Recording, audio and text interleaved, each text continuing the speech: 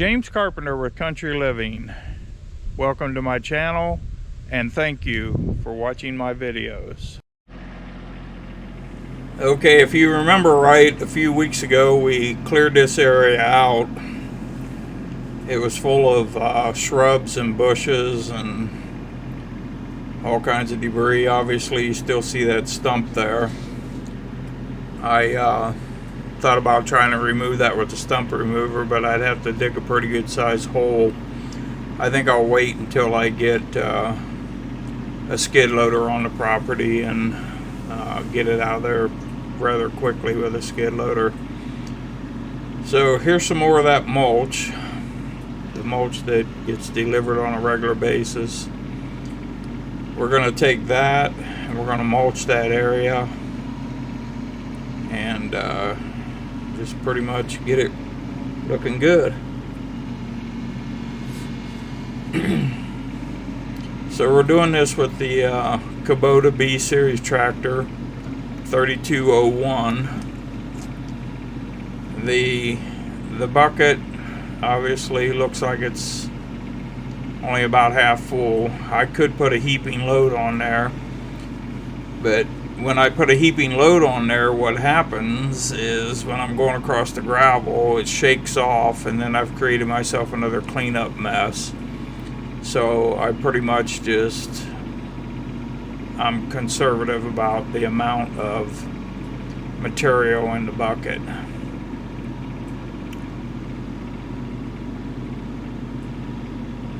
Now look at that gate back there. That's pretty heavy duty. It's on a couple wheels. Over the years I got rid of the tires that held air because they were constantly a hassle putting air in them and so on. That black tube you see back there is a drain. When the water comes down off the downspouts, it goes through that 4-inch tile and gets it away from the building. But right here is going to show you what one bucket load did for this area. Alright, I know Kubotas only have 3 speeds, high, medium, and low, and you're probably thinking this is in hyperdrive, but actually I sped this up through the editing program because it would have took considerably longer to do this video at normal speed. So right there, when I do that, it's because it's easier to get a good scoop when you pull that stuff forward a little bit.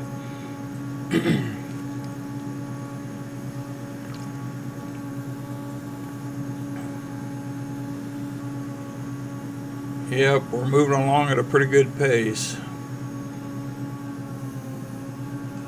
Now if that was in real time, I'd be a little bit paranoid I'd hit one of them vehicles sitting around there, but in all actuality we're moving a lot faster than we did in reality.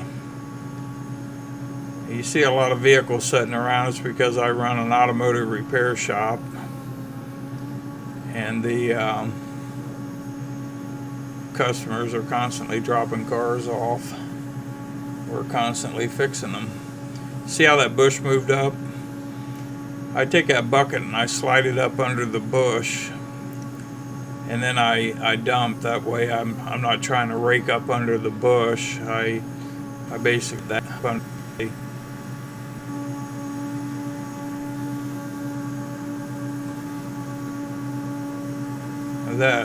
humming sound that you hear, I was able to turn that down in the editing program. That's the hydrostat part of the tractor making that sound. And the more I learn about the editing program, the better I get. And obviously I like being able to shoot a video, edit a video, control the sound and the speed, and then use this external mic that I'm using right now and do sort of a voiceover. I obviously watch a lot of YouTube videos myself, and it's good that you talk in your videos and you can see my face and do all that, but this is proven to be a little bit easier for me in the editing, and I can do the voiceover. I can actually think about what I want to say and spend a little more quality time putting words to the video. It also allows me to basically talk about other topics during the video that may not pertain to the video. They're just things that I'd like to put out there.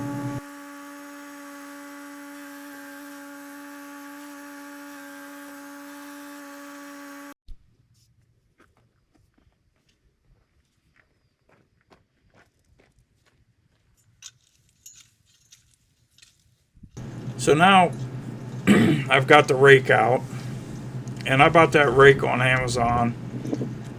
It's a $60 rake. It's lightweight aluminum.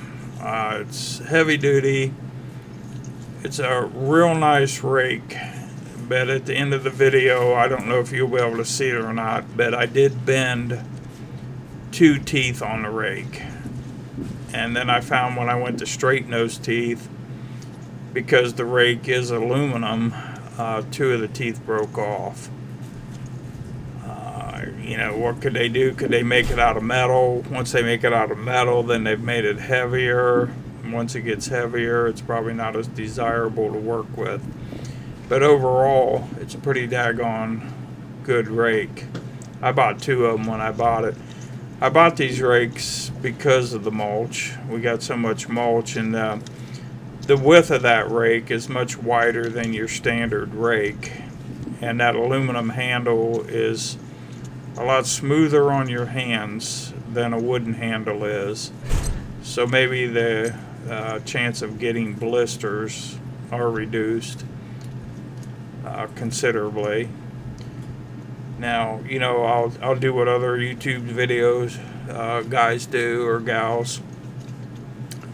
They'll talk about, well, I should have put this mat down, like a mat that helps prevent weeds from growing up through there. But as you look at this mulch is every bit of 8 inches or better thick. If a weed can pop up through that, it's a pretty daggone healthy weed. And if it does make it through, I got some Roundup waiting on it. I'll just kill it with Roundup. Now, you can tell by that white beard I'm not a young buck anymore. I actually, this is November. In 12 days I'll turn 68 years old.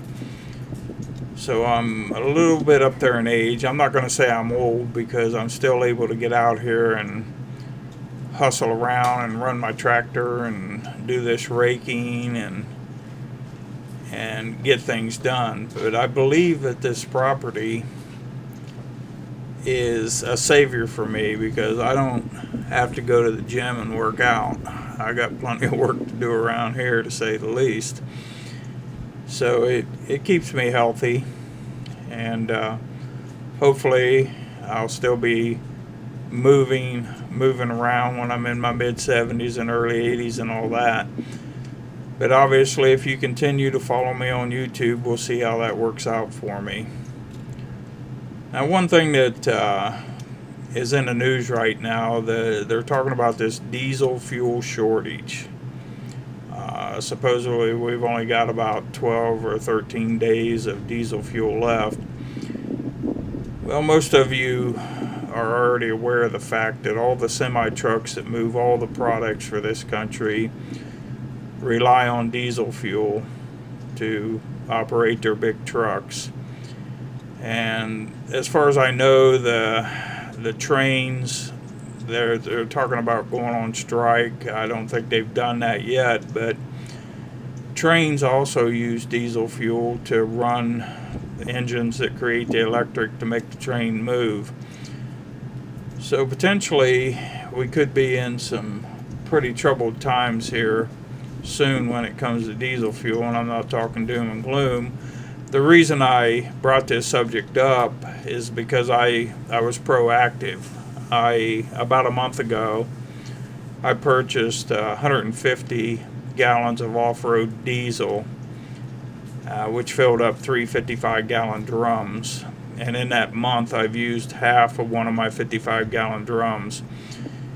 So if diesel fuel does become an issue and it becomes a shortage kind of a thing, you probably won't see the Kubota as much in action as you do now, because the remaining diesel fuel, I'll more than likely have to be conservative with that, unless the country gets the situation straightened out with the diesel fuel, which they'll have to do something. They got to straighten it out. If they don't, a lot of people rely on those types of fuels to heat their home and to move the goods around. I mean, you shut down every semi truck, and there's no produce being moved, no canned goods, no food, no nothing.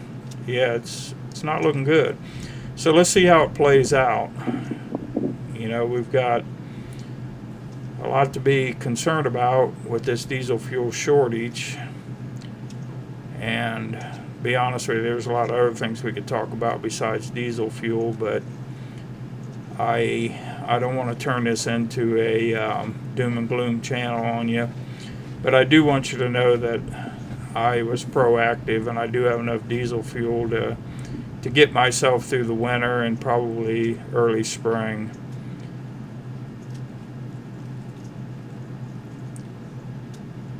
So let's move some more mulch around. Let's get this leveled out and looking good. Let this old man do some more work. Yep.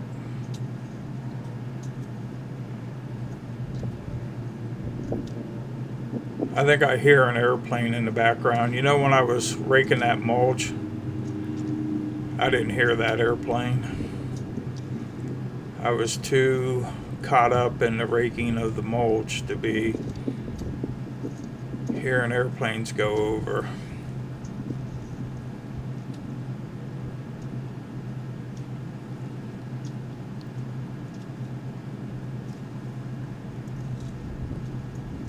We talked about this month being my birthday. A lot of you out there probably follow the zodiac, so I'm a Scorpio. And Scorpios are very hard workers. And obviously, I do my best to work from sun up to sundown. Whether or not you think that's a good thing or not, it doesn't bother me, because as long as I'm accomplishing something, I'm happy and I'm content. That fence, I keep telling you I'm going to fix that fence, and we're going to strip that old rotted wood off there, which that wood is actually salvaged material. There was a factory nearby that built army trucks, and they would generate a lot of scrap. This wood was the railings for the bed of the truck where the soldiers would sit, and I acquired a lot of that hardware. So we're going to remove that army wood and put up metal, which would be a little bit more aesthetically pleasing than the rotted out wood right now. I'm going to add 2 more posts. We store our used tires on the other side of that fence, and when the pile gets too big, my employees are a little bit loose with the tires, and they let them lean up against the fence, and it's pushed it out ever so slightly. So I want to get that little bow out of the fence when I go to rebuild the fence.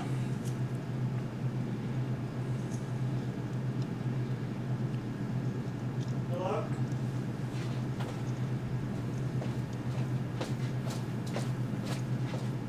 There is some background noise. Obviously, I run a business, and I think a customer just came in at the front counter. You might be able to hear him in the background. I apologize for that, but I'm multitasking, let's just say that. I paused the video for a minute. The noise level in the background was getting a little bit more than I can't help it. I'm running wanted to have on my video. But that's a nice thing about editing. You can pause, you can restart, you can delete. There's so much you can do with editing, and I'm actually slowly but surely learning more about the editing program, which gives me a better opportunity to make my videos maybe a little bit more pleasing. I do know that when I do watch other YouTubers, they'll put background music. They'll put background music on while you see them doing work on their tractor or whatever the case may be. And there's nothing wrong with that, don't get me wrong, but I'm experimenting here. I really think it's a good idea for me to be able to talk to my viewers, you know, do the work like you see me working there, and you hear a little bit of wind noise in the background, which I turned that down. That could be a lot louder, but I still wanted you to hear it a little bit so you know that the wind is blowing. You see the bush moving around, but yet I was able to tame it down so I don't have to try to talk over the wind noise so much, but yet you still get to hear a little bit of the wind noise.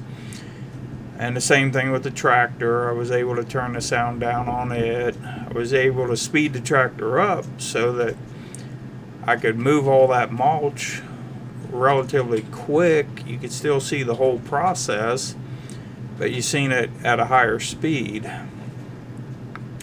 So editing, I used to hear YouTube video people talk about editing, and then once I started doing it, I realized, you know, what goes into editing. But at the same time, I've always been the kind of person that can take something and improve upon it.